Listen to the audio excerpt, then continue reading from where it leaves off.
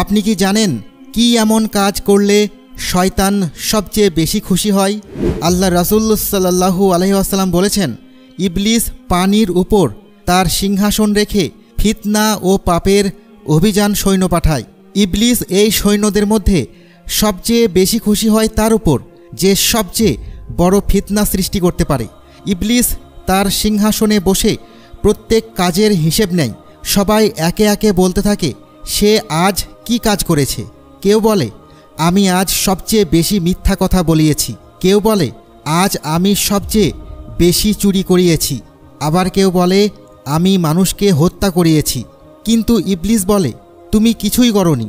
রাসূল সাল্লাল্লাহু আলাইহি ওয়াসাল্লাম বলেছেন, এরপর একজন এসে বলে আমি এক দম্পতির মাঝে ঢুকে পরস্পর কলহ বাঁধিয়ে পরিশেষে তাদের মাঝে বিচ্ছেদ ঘটিয়ে ছেড়েছি।